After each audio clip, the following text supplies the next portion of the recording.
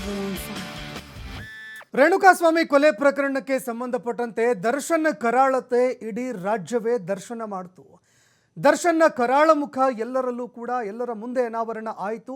ಇಷ್ಟಾದರೂ ಕೂಡ ದರ್ಶನ್ನ ದೌಲತ್ತು ಕಡಿಮೆ ಆಗಿಲ್ವಾ ಅನ್ನುವಂತಹ ಪ್ರಶ್ನೆ ಎದುರಾಗ್ತಾ ಇಲ್ಲ. ರಿಯಲ್ ಲೈಫ್ನಲ್ಲಿ ನಾಯಕ ನಟ, ಆದರೆ ರಿಯಲ್ ಲೈಫ್ನಲ್ಲಿ ದರ್ಶನ್ ಇದೀಗ ವಿಲನ್ ಆಗಿ ಗುರುತಿಸ್ಕೊಳ್ತಾ ಇದ್ದಾರೆ. ಕೊಲೆ ಆರೋಪ ಇದ್ರೂ ಕೂಡ ದಾಸನಿಗೆ ಇಷ್ಟೊಂದು ದಿಮಾಕ ಅನ್ನುವಂತಹ ಪ್ರಶ್ನೆ.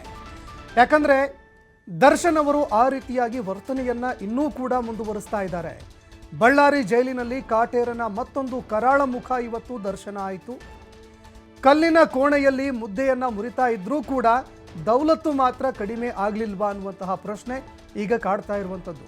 ಇನ್ನು ಜೈಲುಗಳಿರೋದು ಯಾಕೆ?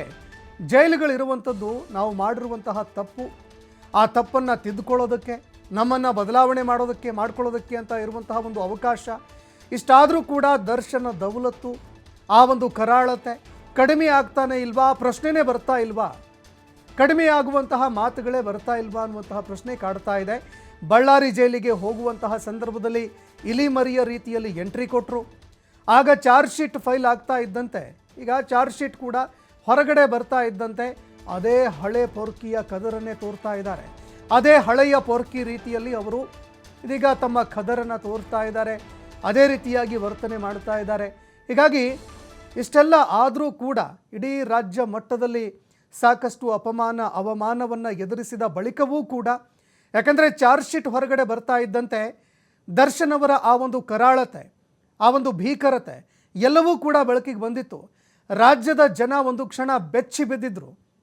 ಈ ರೀತಿಯಾಗಿ ಒಬ್ಬ ನಾಯಕ ನಟ ಮಾಡೋದಕ್ಕೆ ಸಾಧ್ಯನೇ ಇಲ್ಲ ಅನ್ನುವಷ್ಟರ ಮಟ್ಟಿಗೆ ಜನ ಬೆಚ್ಚಿ ಬಿದ್ದಿದ್ರು.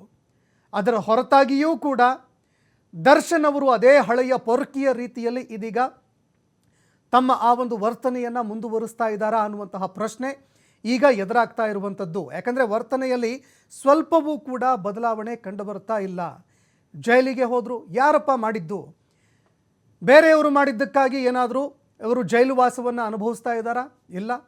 ಅವರೇ ಮಾಡಿದಂತಹ ಒಂದು ತಪ್ಪು, ಅವರೇ ಒಂದು ಮಾಡಿರುವಂತಹ ಏನು ಗಂಭೀರವಾದಂತಹ ಆಪಾದನೆ ಏನು ಕೇಳಿಬಂತು, ಕೊಲೆ ಪ್ರಕರಣ, ಆ ಒಂದು ಪ್ರಕರಣಕ್ಕೆ ಸಂಬಂಧಪಟ್ಟಂತೆ ಜೈಲು ಪಾಲಾಗಿದ್ದಾರೆ. ಆದರೆ ಆ ಒಂದು ಬದಲಾವಣೆ ಎನ್ನುವಂಥದ್ದು ಇದೆಯಲ್ಲ, ಯಾವ ಜೈಲಿತ್ತಲ್ಲ ಆ ಜೈಲಿನಲ್ಲಿ ಬದಲಾವಣೆ ಆಗಬೇಕಾಗಿತ್ತು. ಕನಿಷ್ಠ ಪಕ್ಷ ಒಂದು ಸಣ್ಣ ಪಶ್ಚಾತ್ತಾಪ ಅದು ಕೂಡ ಕಂಡು ಬರ್ತಾ ಇಲ್ಲ. ಹೀಗಾಗಿ ಅದೇ ಒಂದು ಹಳೆಯ ಪೊರ್ಕಿಯ ರೀತಿಯಲ್ಲಿ ಮತ್ತೆ ವರ್ತನೆ ಮಾಡ್ತಾ ಇದ್ದಾರಾ ಅನ್ನುವಂತಹ ಪ್ರಶ್ನೆ ಇವತ್ತಿನ ಘಟನೆ ಬಳಿಕ ದೃಶ್ಯಾವಳಿಯಲ್ಲಿ ನೀವು ನೋಡ್ತಾ ಇದ್ದೀರಿ. ಮಿಡಲ್ ಫಿಂಗರನ್ನು ತೋರಿಸ್ತಾ ಬರ್ತಾ ಇರುವಂಥದ್ದು ಇದೆಯಲ್ಲ, ಇದೆಲ್ಲವನ್ನು ನೋಡಿದಾಗ ಅವರ ವರ್ತನೆಯಲ್ಲಿ ಕಿಂಚಿತ್ತೂ ಬದಲಾವಣೆ ಆಗಿಲ್ಲ ಅನ್ನುವಂಥದ್ದು ಗೊತ್ತಾಗ್ತಾ ಇದೆ.